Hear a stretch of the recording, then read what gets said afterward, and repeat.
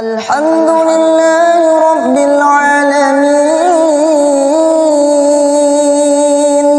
Ar-Rahmanir Rahim Maliki Yawmiddin Iyyaka na'budu wa iyyaka nasta'in Alhamdulillahilladzi nazzala ala nabiyyina sab'al mathani wal Qur'anal azim alladzi yufraqu fihi kullu amrin hakim. Asyhadu an la ilaha illallah wahdahu la syarika lah al-ghaffarul halim wa asyhadu anna sayyidana Muhammadan abduhu wa rasuluhu ar-raufur rahim. Allahumma salli wa sallim wa barik ala sayyidina maulana Muhammad wa ala ali wa ashabi sayyidina Muhammad salatan wa salaman wa barakah daimatin ila akhiril abad. Amma ba'd. Yang kita hormati dan kita cintai para habaib, para alim ulama, muhibbin, hadirin wal hadirat rahimakumullah.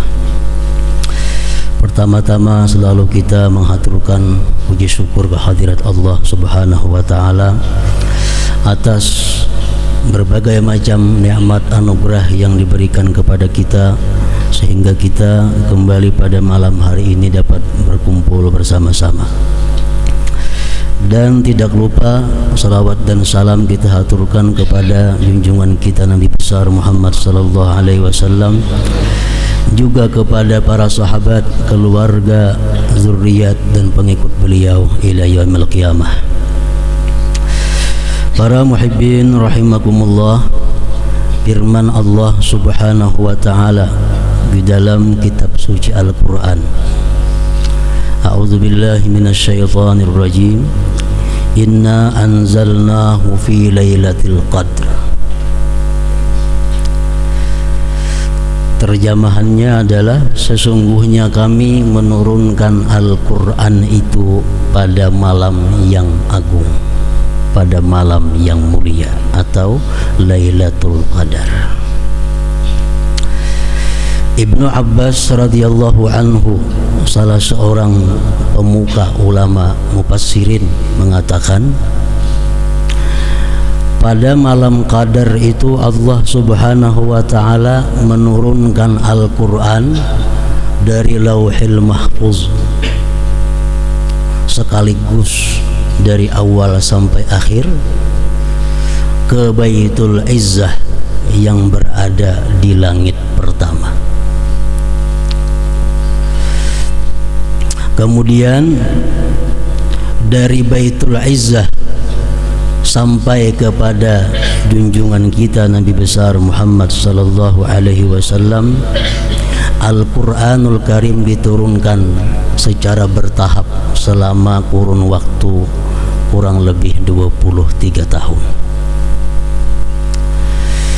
Ada yang diturunkan sewaktu beliau berada di Mekah, maka dinamakan ayat itu namanya ayat Makkiyah. Dan ada pula wahyu yang diturunkan pada waktu beliau berada di Madinah, maka namanya pun ayat itu ayat Madaniyah. Nah, para muhibbin rahimakumullah, pada masa Rasulullah sallallahu alaihi wasallam masih hidup di alam fana ini, Al-Qur'an itu belum dibukukan seperti sekarang ini. Jadi ngaran Al-Qur'an itu mana kitabnya belum ada. Al-Qur'an pada waktu hidup Rasulullah itu masih berada di dalam hafalan-hafalan para sahabat yang hafal. Ada sebagian ditulis di batu-batuan, ada ditulis di daun-daunan, ada ditulis di kulit-kulit kambing yang dikeringkan atau kulit unta. Sampai akhirnya Rasulullah wafat meninggalkan para sahabat, Al-Qur'an itu masih belum ada wujudnya. Setelah Abu Bakar Siddiq radhiyallahu an menjadi khalifah, beliau berpikir, artinya kalau Al-Quran ini kada dikumpulkan, kada dijilid menjadi satu, ini nantinya akan menyulitkan generasi-generasi yang akan datang.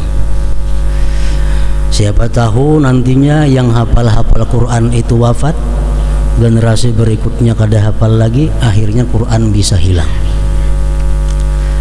Nah, beliau Abu Bakar Siddiq itu berinisiatif dan bersama-sama Sayyidina Umar bin Khattab radhiyallahu an, beliau menyuruh salah seorang sahabat yang bernama Zaid bin Thabit untuk mengumpulkan Al-Quran.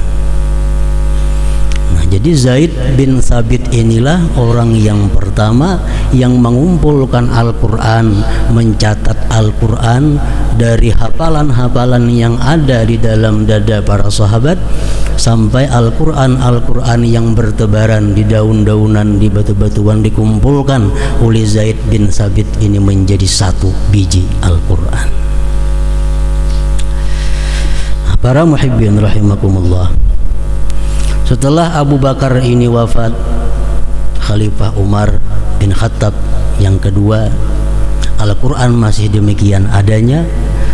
Kemudian pada masa Khalifah Utsman bin Affan radhiyallahu an, Utsman berinisiatif untuk menyusun kembali Al-Quran yang dihimpunkan oleh Zaid bin Thabit itu, disusun surah-surahnya sesuai dengan apa yang diterangkan oleh Rasulullah semasa beliau masih hidup. Jadi Zaid bin Thabit ini menyusun Quran, menyusun mintu aja, surahnya kada bersusun, kada beratur, cuma lengkap sebiji Al-Quran. Utsman bin Affan lah yang menyusun Al-Quran itu sesuai dengan petunjuk Rasulullah semasa beliau hidup, disusun surah-surahnya sedemikian rupa, mulai dari Al-Fatihah yang pertama, kemudian Al-Baqarah, Ali Imran, An-Nisa sampai seterusnya. Itu merupakan jasanya daripada Khalifah yang ketiga Utsman bin Affan radhiyallahu anhu. Sayyidina Ali pernah berkata, setiap kita membaca Al-Quran itu Abu Bakar Siddiq dapat satu pahala. Setiap umat muslim sampai hari kiamat membaca Al-Quran itu Abu Bakar Siddiq dapat pahala. Kenapa sebabnya? Karena beliaulah orang yang pertama yang punya gagasan untuk menghimpunkan Al-Quran itu. Pada masa Utsman bin Affan, kemudian masa Khalifah Imam Ali bin Abi Thalib karramallahu wajhah, kemudian Imam Hasan bin Ali bin Abi Thalib, kemudian Khalifah Muawiyah, Yazid dan Muawiyah sampai seterusnya, Al-Quran sudah disusun surahnya namun belum diberi titik dan belum diberi baris. Jadi kada bertitik dan kada berbaris, sehingga orang nang kada mengaji kada kau membaca Al-Quran. Sebabnya kada ada titiknya. Apakah huruf ta kah ini? Apakah huruf sa? Apakah huruf ba? Kada tahu. Sama bentuknya macam jukung. Nah, jadi mesti orang dahulu belajar Al-Quran talaki, artinya langsung berguru. Berguru, dibacakan Quran, dijaga. Nah, kalau membaca seorang kada bisa karena titiknya belum ada, barisnya belum ada. Nah, kemudian menurut sebagian ahli sejarah mengatakan pada masa Khalifah Abdul Malik bin Marwan, ini khalifah yang ke-10 sesudah Rasulullah sallallahu alaihi wasallam, pada tahun 80 Hijriah sekitar itu, Abdul Malik bin Marwan ini berinisiatif menyuruh para ulama waktu itu untuk memberikan titik-titik pada Al-Quran sekaligus baris-barisnya. Salah satu ulama yang beliau perintahkan untuk mengerjakan itu adalah yang disebut dengan Syekh Yahya bin Ya'mur.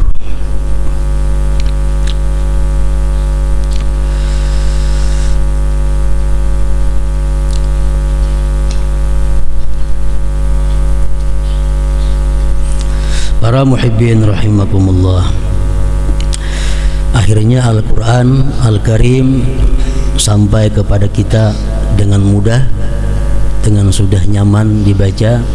Ada susunan-susunan surahnya, ada titik-titiknya, dan ada baris-barisnya. Itu semua adalah merupakan jasa daripada pendahulu-pendahulu kita. Dengan demikian, bahwa Al-Quran yang ada pada sekarang ini adalah merupakan bid'ah hasanah. Karena zaman Rasulullah kada ada Al-Quran macam kita. Itu menyusun Al-Quran, menyusun surah-surahnya, itu merupakan inisiatif daripada para sahabat. Jadi itu bid'ah. Orang-orang yang anti bid'ah hendaknya jangan membaca Quran yang ada-ada ini. Itu bid'ah, namun disebut namanya bid'ah hasanah, bid'ah yang baik. Para muhibbin rahimakumullah, Al-Quranul Karim oleh para ulama disebutkan terdiri dari 30 juz. Itu sepakat. 114 surah. Itu pun sepakat. 6.225 ayat. Nah, ini khilaf ulama. Kalau 6.000-nya sepakat, tapi ujungnya kada sepakat. Ada yang 6.000 sekian, 6.000 sekian, menghitung tergantung qiraat yang mereka baca. 6.225 ayat. 77.439 kalimat. Macam Allah satu kalimat, Ar-Rahman satu kalimat, Ar-Rahim satu kalimat. Dihitung seluruh Al-Quran kalimat-kalimat itu jumlahnya 77.439 kalimat. Dan terdiri dari 340.740 huruf. Jadi orang Bahari sudah menghitungkan huruf Al-Quran itu jumlahnya berapa? 340.740 huruf. Itu pun kada sama antara beberapa ulama menghitungnya karena berlainan qiraatnya. 340.740 huruf. Nah, kalau ada yang menanyakan Al-Quran itu adalah kalam Allah, kenapa maka ada hurufnya? Sedangkan dalam pelajaran tauhid kita belajar bahwa kalam Allah itu adalah kada berhuruf, kada bersuara, kada berawal, kada berakhir, dan sebagainya. Kenapa Quran ini disebut kalam Allah? Makanya berhuruf. Nah, itu dijawab oleh para ulama dahulu bahwa adalah Quran yang berhuruf ini menunjukkan kepada sesuatu yang sama dengan yang ditunjukkan oleh kalam Allah yang kadim pada zatnya.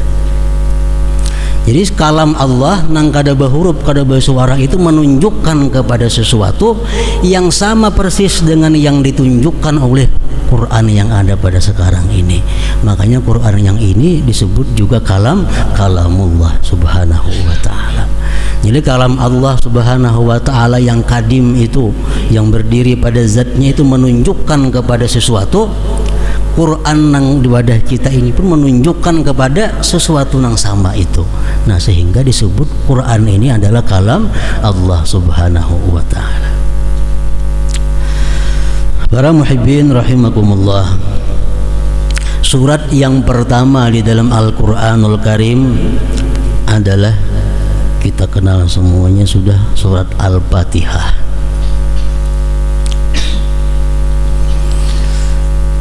Ada beberapa macam nama surat Al-Fatihah ini. Yang pertama namanya Fatihah. Kenapa diarti Fatihah? Fatihah artinya pembuka.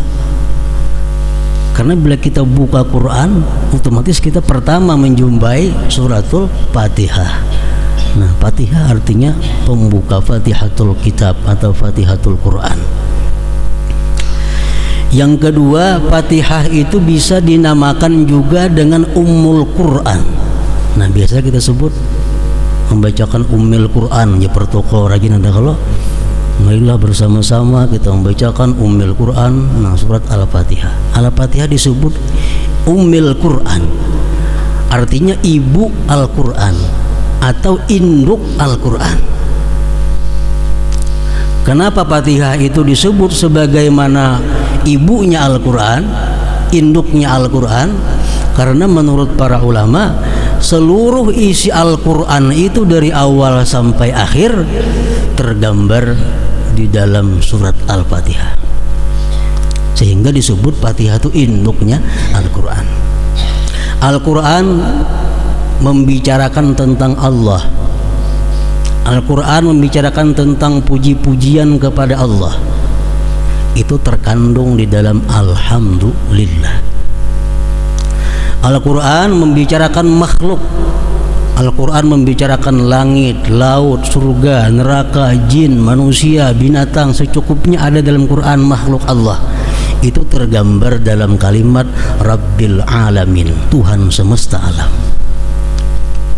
Al-Quran menceritakan tentang pemberian Allah kepada manusia dan makhluk lainnya yang luar biasa.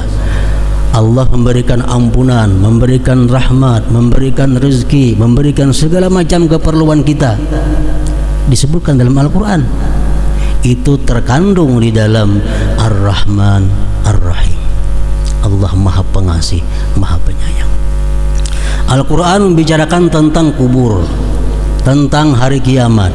Al-Quran membicarakan surga, neraka, mizan, hisab, tentang hari akhir. Tergambar dalam surat Fatihah Maliki Yaumiddin, Raja pada hari pembalasan. Tergambar dalam Maliki Yaumiddin. Al-Quran membicarakan tentang syariat. Al-Quran membicarakan tentang tarikat. Al-Quran membicarakan tentang hakikat. Itu tergambar, terkandung dalam kalimat Iyyaka na'budu wa iyyaka nasta'in. Kepada Engkau kami beribadah dan kepada Engkau kami minta pertolongan. Itu mencakup sudah syariat ada di situ, tarikat ada di situ, hakikat ada di situ. Al-Quran ada mengisahkan tentang doa-doa. Bermacam-macam doa ada dalam Al-Quran. Terkandung dalam surat Al-Fatihah, Ihdinas siratal mustaqim, berilah kami petunjuk kepada jalan yang lurus. Al-Quran ada menceritakan tentang para aulia, tentang para nabi-nabi, tentang orang-orang yang dikasihi Allah. Tergambar dalam Fatihah, siratal ladzina an'amta alaihim, jalan-jalan orang yang Engkau berikan nikmat atas mereka. Al-Quran bicara tentang orang kafir. Al-Quran bicara tentang orang-orang yang sesat. Tergambar dalam ghairil maghdubi alaihim waladdallin. Jadi seluruh Al-Quran masuk dalam surah Fatihah, sehingga Fatihah disebut Ummul Quran, induknya Al-Quran atau ibunya Al-Quran. Kemudian Fatihah disebut juga Sab'ul Masani, ngarannya Sab'ul Masani, 7 ayat yang diulang-ulang. Setiap hari kita berapa kali mengulang-ulang? Fatihah terdiri dari 7 ayat yang diulang-ulang. 7 ayat yang diulang-ulang, ngarannya Sab'ul Masani. Fatihah juga dinamai dengan surat Al-Wafiyah. Al-Wafiyah artinya surat yang sempurna. Kenapa Fatihah dinamai surat yang sempurna? Fatihah kadang-kadang dipotong-potong. Bila kita baca Fatihah sekaligus Fatihah dalam sembahyang, kawalah kita rakaat pertama ingat iyyaka na'budu wa iyyaka nasta'in, kena sambung rakaat kedua ihdinas siratal mustaqim, maulah kada mau. Lain surah nang lain kawa dipotong-potong. Surah lain kita barak ingat sini, kini rakaat kedua sambung, kada jadi masalah. Kalau Fatihah mesti sempurna kita membaca dari awal sampai akhir. Fatihah dinamakan juga surat Al-Kafiyah. artinya surat yang cukup. Maksudnya apa? Kalau kita sembahyang kita membaca Fatihah cukup. Tapi kalau kita baca surah lain kada cukup. Nah, makanya Fatihah pun disebut juga surat Al-Kafiyah. Al-Fatihah disebut juga dengan surat Asy-Syifa, surat penyembuh, tawar. Orang-orang yang sakit dibacakan Fatihah akan menyembuhkan, sekada-kadanya meringankan orang yang sakit. Itu surat Al-Fatihah. Bermacam-macam ngaran surat Fatihah banyak. Itu menunjukkan kemuliaan dan keagungan surat Al-Fatihah ini. Nah, para muhibbin rahimakumullah, surat Al-Fatihah terdiri dari 7 ayat. Jadi satu-satunya surah yang wajib dipelajari oleh setiap muslim dan muslimah surah Fatihah. Kenapa? Karena sembahyang kada sah tanpa surat Fatihah. Ayo kada bisa membaca surah Al-Baqarah kada apa-apa, kada bisa membaca surah Ali Imran kada jadi soal. Tapi kalau membaca surah Fatihah mesti bisa setiap orang muslim dan muslimah. Surat Fatihah terdiri 7 ayat dan 156 huruf. Dihitung dengan tasdid-tasdidnya, dihitung dengan ba'alif maliki yaumiddin 156. Ada yang menghitung 155 karena maliknya kada panjang. Maliki yaumiddin itu boleh 2. Kalau kita membaca Fatihah boleh panjang maliki yaumiddin, boleh pendek maliki yaumiddin. Nah, kalau kita maliki yaumiddin 155 huruf Fatihah. Kalau panjang 156. Nah, 155 surat Al-Fatihah itu hurufnya kada boleh kurang dalam kita membaca. Sahuruf haja kurang, Fatihah kita kada sah. Bila Fatihah kita kada sah, sembahyang kita pun jadi kada sah juga. Jadi mesti bacaan kita lengkap 155 atau 156 hurufnya. Para ulama tafsir mengatakan surat Fatihah itu diturunkan 2 kali. Pertama turun di Mekah dan yang kedua turunnya di Madinah. Satu-satunya surah Al-Quran yang demikian. Jadi surat Fatihah ini bisa disebut surah Makkiyah, bisa juga disebut surah Madaniyah. Kemudian ayat pertama dari suratul Fatihah menurut Imam Syafi'i ialah Bismillahirrahmanirrahim, ayat pertama. Ayat kedua Alhamdulillahirabbil alamin. Ayat ketiga Ar-Rahmanir-Rahim. Ayat keempat Maliki Yaumiddin atau pendek Maliki Yaumiddin. Yang kelima Iyyaka na'budu wa iyyaka nasta'in. Yang keenam Ihdinas siratal mustaqim. Yang ketujuh Siratal ladzina an'amta 'alaihim ghairil maghdubi 'alaihim waladdallin. Amin lain. Jadi imam kita Syafi'i menghitung Bismillahirrahmanirrahim itu termasuk ayat daripada suratul Fatihah. Oleh karena itu beliau mewajibkan kalau kita membaca Fatihah pemulaannya mesti Bismillahirrahmanirrahim.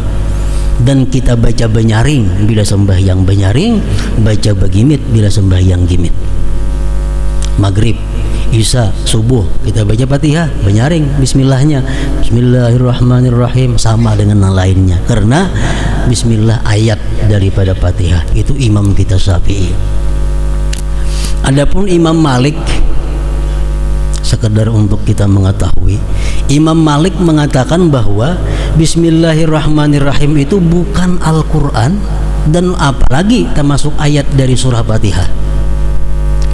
Menurut Imam Malik, Bismillahirrahmanirrahim dalam Al-Quran cuma 1 di surah An-Naml, innahu min Sulaiman wa innahu bismillahirrahmanirrahim alla ta'alu alayya wa atuni muslimin. Itu aja. Lain pada itu bismillah hanya sekedar untuk memisah surah dengan surah yang lain. Jadi menurut Imam Malik bismillahirrahmanirrahim itu bukan Al-Quran, jadi kada boleh dibaca dalam sembahyang. Makanya kada bismillah orang Banu, langsung Allahu Akbar alhamdulillahirabbil alamin. Nah itu Imam Malik. Kalau Imam Abu Hanifah mengatakan bismillahirrahmanirrahim itu Al-Quran, tapi bukan bagian dari Fatihah. Dalam sembahyang dibaca tapi begimit. Bismillahirrahmanirrahim alhamdulillahirabbil alamin, menyaring alhamdulillah. Bukan ayat dari Fatihah, tapi Al-Quran juga bukan ayat dari Fatihah, dibaca begimit.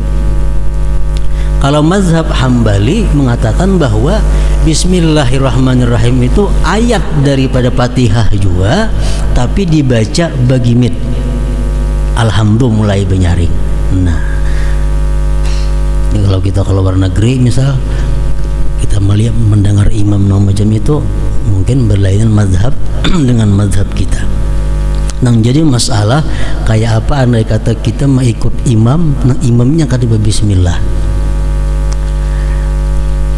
Bisa kita berjalan ke daerah mana nang orangnya itu mazhab Malik. Mazhab Malik kada memberiakan membuat bismillah karena itu bukan Quran. Jadi kalau imamnya ini orang mazhab Maliki, Allahu Akbar alhamdulillahirabbil alamin. Nah, kita di belakang kayak apa nama mazhab Syafi'i? Boleh kada mau ikut itu. Pendapat yang mu'tamad dari golongan ulama-ulama Syafi'iyah mengatakan pendapat yang mu'tamad adalah kalau kita mengikut orang itu kita tidak sah sembahyangnya. Kenapa? Karena Fatihahnya kurang seayat. Kada bismillah. Pendapat yang kedua dari mazhab kita Syafi'i mengatakan kita sah aja mengikut orang yang sembahyang meninggal bismillah itu. Nah, terserah aja lagi. Kita ke Makkah misal, kita kadang-kadang kada mendengar imam tuh bismillah, kadang timba alhamdulillah aja. Nah, kada usah kita basing sembahyang, biarlah umat berjamaah, sebab ada aja ulama yang membolehkan demikian itu. Para muhibbin rahimakumullah. Jadi ayat yang pertama daripada Fatihah itu bismillahirrahmanirrahim, artinya tahu semuaan sudah dengan nama Allah yang Maha Pengasih, Maha Penyayang. Dalam kitab Nahu setiap kali huruf jar bis bi itu mesti ada ta'alluqnya, hubungannya dengan nama Allah yang Maha Pengasih lagi Penyayang. Akra'u, aku membaca, atau dengan nama Allah yang Maha Pengasih lagi Penyayang, abtadi'u, aku mulai. Kalau kita hendak makan bismillahirrahmanirrahim dengan nama Allah yang Maha Pengasih Maha Penyayang, aku makan. Kalau kita hendak minum bismillahirrahmanirrahim, ashrabu, dengan nama Allah Maha Pengasih Maha Penyayang, aku minum. Nah, jadi ada kalimat yang dibuang. Jadi waktu kita membaca bismillahirrahmanirrahim dalam hati kita dengan nama Allah yang Maha Pengasih, akra'u, aku membaca ini kalam Allah subhanahu wa ta'ala. Artinya kita ini bisa membaca, kita ini bisa berdiri, kita ini bisa sembahyang dengan nama Allah yang Maha Pengasih lagi Maha Penyayang. Nah, itu bismillahirrahmanirrahim. Mengenai bismillahirrahmanirrahim ini banyak sabda-sabda Rasulullah yang menerangkan tentang bismillahirrahmanirrahim, mulai dari hadis yang kualitasnya sahih sampai yang dhaif. Rasul bersabda, kullu amrin dzibalin la yubda'u fihi bi bismillahirrahmanirrahim fahuwa abtar. Tiap-tiap sesuatu perkara yang mulia yang tidak dimulai dengan bismillahirrahmanirrahim, maka perkara itu akan kurang berkah. Kita makan, kita kada bismillah, makanan kita kurang berkah. Kita minum, kita kada bismillahirrahmanirrahim, minuman kita kurang berkah. Tiap-tiap perkara yang mulia yang tidak dimulai dengan bismillahirrahmanirrahim, maka itu kurang berkahnya, kurang kebaikannya artinya. Hadis beliau lagi mengatakan, man arada ay yahya sa'ida wa yamuta syahida falyaqul inda batida'i kulli syai bismillahirrahmanirrahim. Siapa yang hidupnya beruntung, siapa yang ingin hidup beruntung, ingin mati digulungkan dengan syuhada, orang-orang yang syahid fisabilillah, maka hendaklah dia mengata tiap-tiap kali memulai sesuatu yang baik dengan bismillahirrahmanirrahim. Rasulullah bersabda lagi, idza qala al-'abdu bismillahirrahmanirrahim qalatil jannah Allahumma wa sa'daik inna 'abdaka fulan qala bismillahirrahmanirrahim Allahumma zahzihhu 'anil nar wa adkhilhul jannah. Bila kita mengucap bismillahirrahmanirrahim, surga berkata, ujar surga, wahai Tuhan, hamba engkau Fulan bin Fulan mengucap bismillahirrahmanirrahim, jauhkan dia daripada api neraka dan masukkan dia padaku. Setiap kali kita mengucap bismillahirrahmanirrahim. Nah, jadi bismillahirrahmanirrahim ini adalah permulaan tiap-tiap sesuatu yang baik. Quran dimulai dengan surah Fatihah, Fatihah dimulai dengan bismillahirrahmanirrahim. Namun ujar para ulama mengatakan, kada semua sesuatu baik dimulai dengan bismillahirrahmanirrahim. Jadi kita mesti belajar juga, karena ada hal-hal yang di situ kita kada baik membaca bismillahirrahmanirrahim. Lalu oleh ulama fikih dibagi 4 hukum, bahkan ada yang mengatakan sampai 5 hukum tentang mengucap bismillahirrahmanirrahim ini. Pertama, mengucap bismillahirrahmanirrahim hukumnya wajib ketika sembahyang. Membaca surat Fatihah ada bismillahirrahmanirrahim, itu wajib. Yang kedua, membaca bismillahirrahmanirrahim sunat ketika kita hendak berwudu, hendak mandi, hendak makan, hendak minum, bismillahirrahmanirrahim, itu sunat. Ada lagi hukumnya membaca bismillahirrahmanirrahim itu makruh. Nah, baca bismillah makruh. Contohnya kayak apa? Oleh ulama fikih dicontohkan seperti orang yang hendak melihati kemaluannya sendiri. Hendak melihati kemaluan, bismillahirrahmanirrahim. Nah, makruh itu. Makruh. Kenapa? Karena itu kada perkara yang mulia. Kullu dzibalin, bukan. Ada lagi membaca bismillahirrahmanirrahim itu hukumnya haram. Seperti orang yang ingin melakukan zina, seperti orang yang ingin minum arak bismillah umpamanya, nah, seperti orang yang ingin mencuri dan sebagainya, hal-hal yang diharamkan, hal-hal yang maksiat bila dimulai dengan bismillah menambahi dosanya. Karena mengucap bismillah pada waktu itu adalah hukumnya haram. Jadi ada 4 hukum. Membaca bismillahirrahmanirrahim itu ada yang wajib, ada yang sunat, ada yang makruh, ada yang haram. Menurut satu pendapat lagi ini dhaif, ada juga boleh, mubah. Membaca bismillah itu mubah, seperti kita nak mencelup sandal bismillahirrahmanirrahim, nah itu boleh aja, tapi kada disunatkan, kada disuruh. Nah, bismillahirrahmanirrahim ini apabila dalam keadaan tertentu itu bisa dirubah ar-rahmanir-rahimnya, bismillahnya tetap menyesuaikan dengan keadaan yang dihadapi oleh kita. Kita hendak masuk ke dalam jamban, ampih bismillahirrahmanirrahim. Apa bacaannya? Bismillah, Allahumma inni a'udzubika minal khubuthi wal khaba'is. Jangan bismillahirrahmanirrahim. Karena sunnah mengatakan demikian.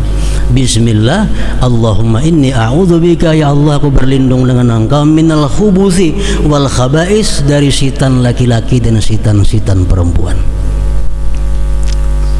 Hanya kita masuk ke dalam jamban Bismillah.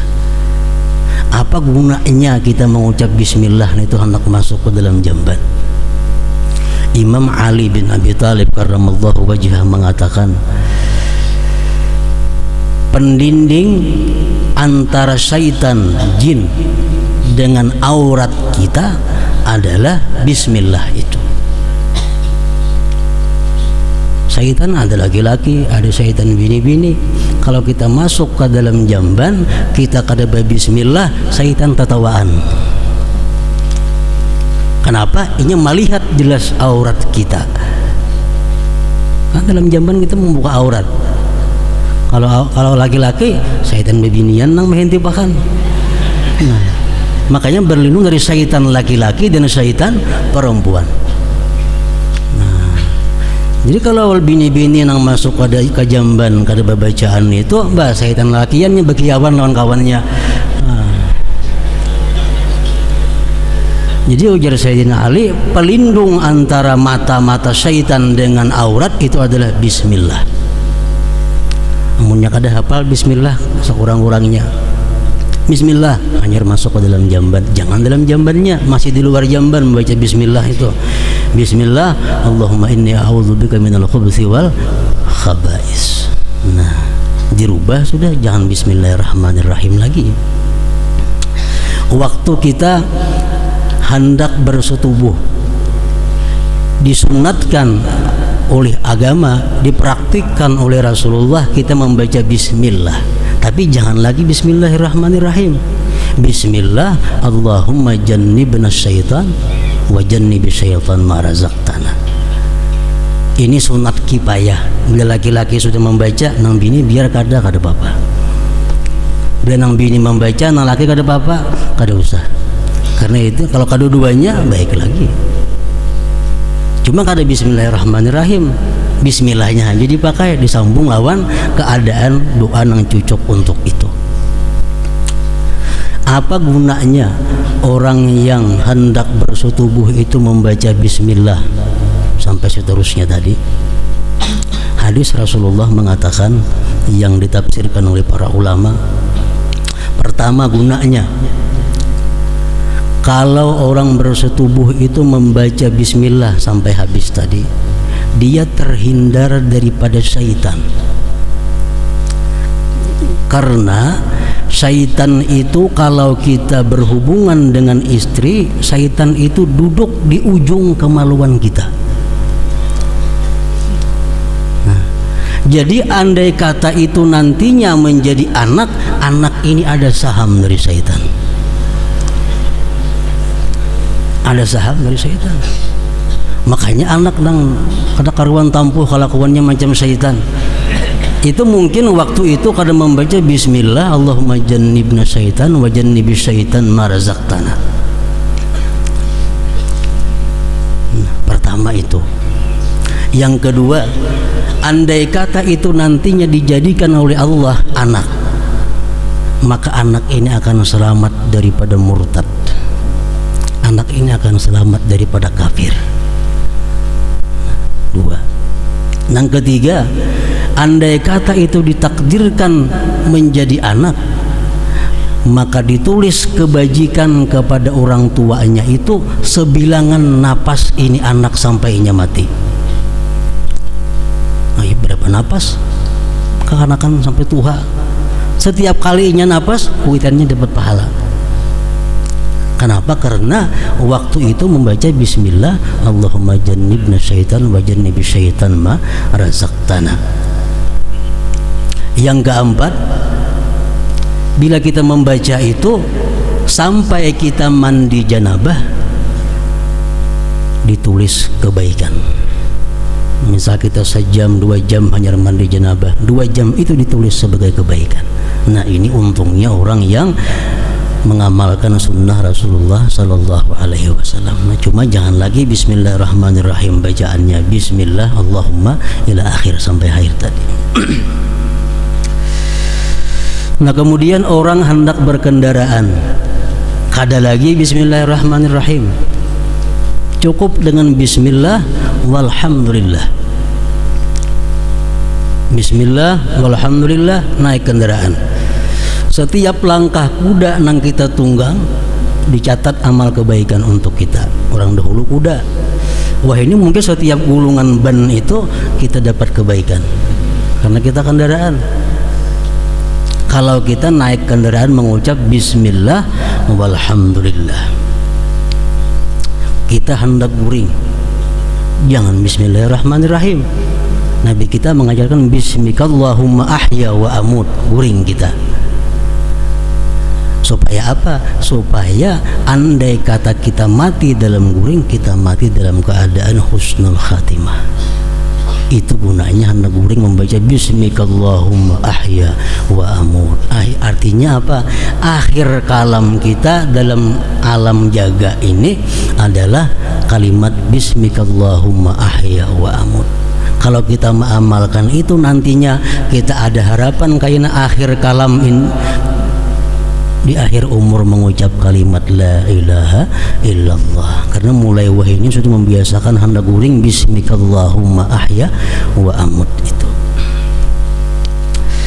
Nah kemudian lagi kita hendak berbaju, hendak berpakaian, bukan bismillahirrahmanirrahim. Bacaannya hendak berpakaian biasa, bismillah Allahumma inni as'aluka min khairihi wa khairi ma huwa lahu wa a'udzubika min syarrihi wa syarri ma huwa lahu. Insyaallah pakaian yang kita pakai ini mendapat berkah dari Allah Subhanahu wa taala. Nah, jadi berbagai macam hadis yang menyebutkan tentang keutamaan bismillah itu. Selengkapnya bismillahirrahmanirrahim. Nah, jadi dalam hal ini bahwasanya bismillahirrahmanirrahim itu merupakan satu ayat daripada 7 ayat surat Fatihah. Ketinggalan sahuruf aja Fatihah kita kada sah. Bila Fatihah kada sah, otomatis sembahyang kita pun kada sah juga.